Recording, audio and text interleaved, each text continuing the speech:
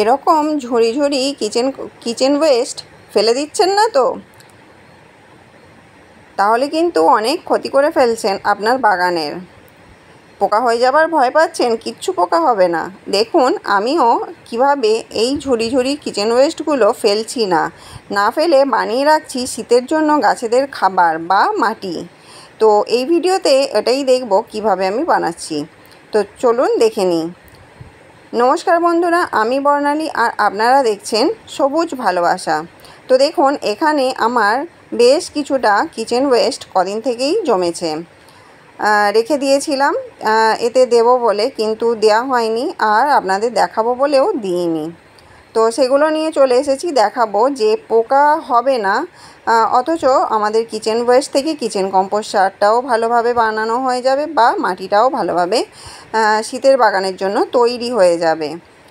আর এরমভাবে বানিয়ে রাখলে বর্ষার সময় কোনো রকম অসুবিধা হয় না, কোনো পোকামাকড় এতে হবে না। তো দেখুন এখানে যে দুদিন রোদ উঠেছিল সেইখানে আমি কিছুটা পরিমাণ মাটি শুকনো করে রেখেছিলাম। তো এই মাটিটা হচ্ছে ওই যে আমি মেক্সিকান সরলিলিটা রিপোর্ট করেছিলাম, সেই যে মাটিটা ছিল সেই মাটিটাই এই মাটিটা। তো এটাকে আমি শুকনো করে রেখে দিয়েছিলাম, আর এই মাটিটা ব্যবহার করেই আমি এখানে বানিয়ে নিচ্ছি কিচেন ওয়েস্ট কম্পোস্ট। তো দেখুন কিভাবে আমি বানাচ্ছি। এখানে বস্তাটাতে দেখতে পাচ্ছেন ওপরটায় মাটি রয়েছে। এখানে কিন্তু বেশ কিছুটা কিচেন ওয়েস্ট আমি আগে থাকতেই দিয়ে রেখেছিলাম। এই বস্তাটার প্রথমে নিচে দিয়েছিলাম বেশ কিছুটা এই মাটি, যে মাটিটা আপনারা দেখলেন শুকনো করা। এই মাটিটা, তার উপর ছিল ডিমের ট্রে, কুচো কুচো করে কেটে দিয়েছিলাম, মানে একটু ছোট ছোট করে কেটে দিয়েছিলাম। বেশ অনেকগুলো ডিমের ট্রে ছিল, তার উপরে দিয়েছিলাম এরকম অনেকটা পরিমাণ কিচেন ওয়েস্ট।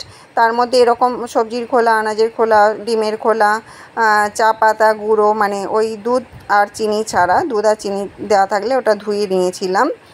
আর এরকমভাবে দিয়ে সমস্ত কিছু দিয়ে রেখেছিলাম ওপর দিয়ে মাটি।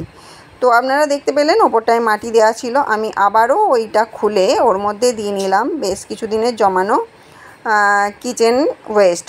তো এখানে আমি কিন্তু ডিমের খোলা বা চা পাতা গুঁড়োটা আজকে দিলাম না, ওগুলো ঠিকভাবে ধোয়া নেই বা পরিষ্কার করা নেই। আমি আগের বারে ওগুলো দিয়ে নিয়েছি, আরও কিছুটা জমলে আমি সেগুলো এর মধ্যে দিয়ে দেব।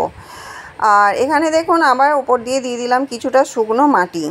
তো এইভাবে শুকনো মাটিটা দিয়ে দেওয়ার ফলে আপনার কিন্তু কিচেন ওয়েস্টে একটুও পোকা হবে না। আর এখানে দেখুন ছিল একটা প্লাস্টিকের টুকরো, সেটাকে একটু উঠিয়ে ফেলে দিলাম।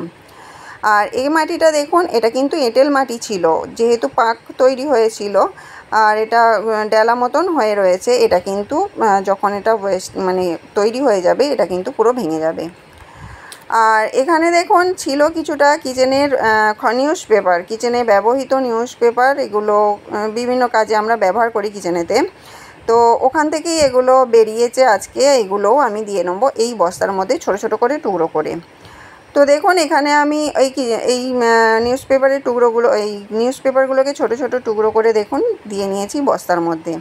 আর আজকের কিছুটা সবজির খোলা ছিল সেগুলোও দিয়ে নেবো এর ওপর দিয়ে, তার উপর আবার মাটি চাপা দিয়ে নেবো, দিয়ে এবার বস্তাটাকে ভরে বন্ধ করে রেখে দেব। তো এইভাবেই তৈরি হয়ে যাবে, এইভাবে দিতে দিতে এটা বসতে থাকবে আর তৈরি হয়ে যাবে আমাদের শীতের বাগানের জন্য সুন্দর মাটি বা সুন্দর খাবার। আর এই যে ওপর দিয়ে মাটিটা দিয়ে দেওয়া হলো, এই মাটিটার মধ্যে মিশিয়ে দিতে পারেন একটুখানি গুড় জল, অর্থাৎ জলে একটুখানি গুড় গুলে আর ওপর দিয়ে ওই মাটিটার ওপর দিয়ে দেবেন ওই জলটা একটু ছড়িয়ে। আমি এখানে আগেতে দিয়েছিলাম তাই এবারে আর দিলাম না, যখন বস্তাটা একেবারে ভর্তি হয়ে যাবে, একেবারের জন্য বন্ধ করব, তখন কিন্তু আমি দিয়ে দেবো ওপর দিয়ে আরও একটু গুড় জল। তো এইভাবে রেখে দেওয়ার ফলে 2-3 মাস থাকবার ফলে কিচেন ওয়েস্ট কম্পোস্টটা খুব ভালোভাবে তৈরি হয়ে যাবে। খুব ভালোভাবে না তৈরি হলেও বেশ অনেকটাই তৈরি হয়ে যাবে এবং কিছুটা পার্টিকেলস আরও পড়ে থাকবে, সেটাকে আমরা কোনো পটের নিচে দিয়ে নেব মাটি ভরবার আগে। তো তাতেও কোনো অসুবিধা হবে না। তো এইভাবে তৈরি হয়ে যাবে শীতের গাছের খুব ভালো খাবার।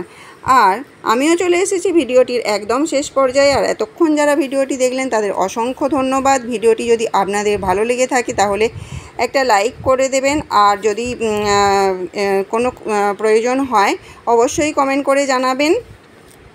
আর আপনার প্রিয়জন বন্ধু ও ফ্যামিলির মধ্যে ভিডিওটি শেয়ার করবেন। নতুন বন্ধু হলে সাবস্ক্রাইব করে পাশে থাকবেন। আজ এই পর্যন্তই, টাটা।